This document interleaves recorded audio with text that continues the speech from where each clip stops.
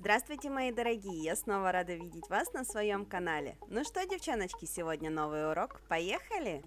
Для тех, кто первый раз нас посетил, напоминаю, не забудьте подписаться на канал, нажать на колокольчик, чтобы не пропускать новые ролики. Мы же сегодня с вами начинаем. Итак, мы вчера сделали одну ручку этой клиентки. Зеленые ноготочки, это были этой же клиентки ногти на второй руке. На этой руке мы будем делать точно такой выкладной френч, только делать мы его будем немножечко по-другому из других материалов. Здесь мы замешаем черное с золотом, то есть мы сделаем черно-золотые прожилки. Опять же, как они лягут, чем интереснее они между собой перемешаются, тем интереснее будет выглядеть этот френчик. Поэтому стараемся выложить материал таким образом, чтобы получить прожилки. Это можно сделать несколько способов, то есть либо выкладывать его вот такими вот маленькими частями и потом кисточкой аккуратненько между собой распределять, либо изначально смешать на палитре между собой черное и золото, но смешать таким образом, чтобы не перемешать цвет, а именно получить прожилки материала, и тогда выкладывать уже полностью смешанную конструкцию. Здесь мы попробовали работать и так, и в принципе получились результаты довольно-таки интересные и в том, и в другом способе. Ну а, собственно говоря, как поднимать клюющие квадраты, как перепиливать форму, схему опила на квадратах мы с вами разобрали в прошлом видео, поэтому если кому-то интересно, вернитесь, посмотрите, там очень много полезной информации. Здесь же мы с вами по-быстренькому делаем опил, и, собственно говоря, в этом ролике мы кайфанем на росписи.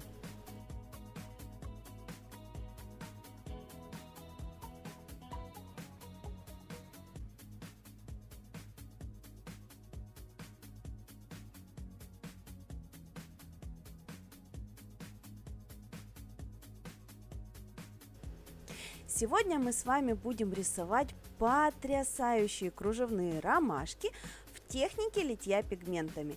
И здесь мы с клиенткой не смогли остановиться. Изначально планировался дизайн на 2 пальчика, но потом нас, как обычно, понесло. Итак, что же основное нужно понимать при рисовании данного дизайна?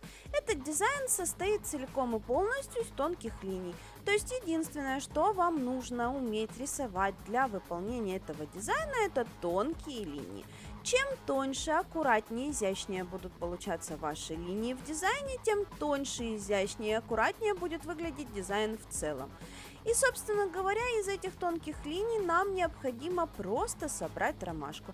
Обратите внимание, у нас просто забафленные ноготочки и ничем не перекрыты, потому что в дальнейшем мы будем делать литье пигментами. Для того, чтобы пигмент у нас втерся только в линии нашей прорисовки, мы ничем ногти перекрывать не будем.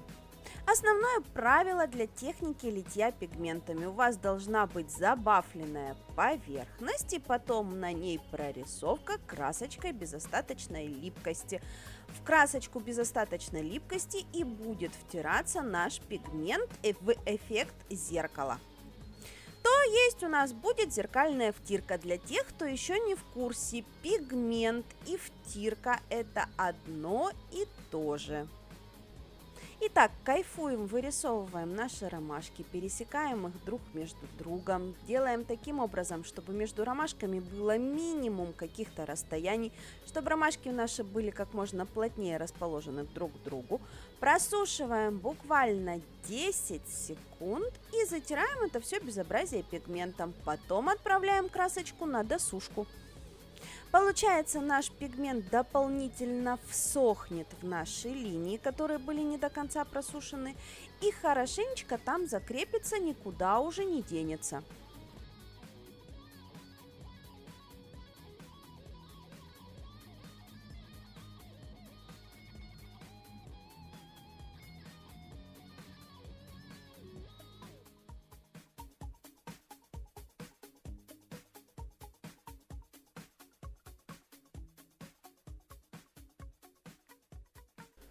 Обратите внимание на работу при затирании пигментом. Мы кисточкой наносим пигмент и потом этой же мягенькой кисточкой убираем все излишки, чтобы они обтрусились с нашего ноготочка. Все, больше нам совершенно ничего делать не нужно, осталось только покрыть дизайн финишным покрытием. Ну и, собственно говоря, здесь кто на чем остановится, это уже ваше желание. Нам захотелось побольше элементов, поэтому в конце концов мы разрисовали все пальцы. Давайте же кайфанем, потому что ну, это просто залипательный процесс, как это создавалось.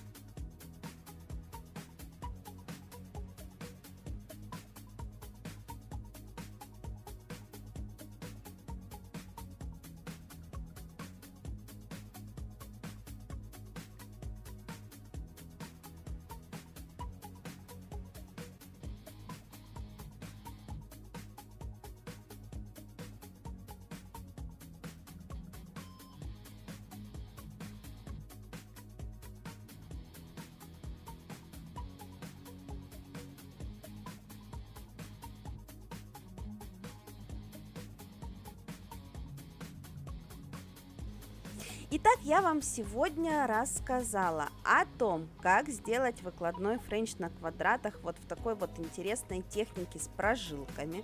Рассказала о том, как затереть зеркальный пигмент в технике литье пигментами и на какие обратить внимание, на какие нюансы нужно обратить внимание при этом. Как это все делать? Если вы хотите, запишите себе все вот эти правила, которые я рассказывала, запишите себе в отдельный конспектик, потому что они вам пригодятся в вашей работе.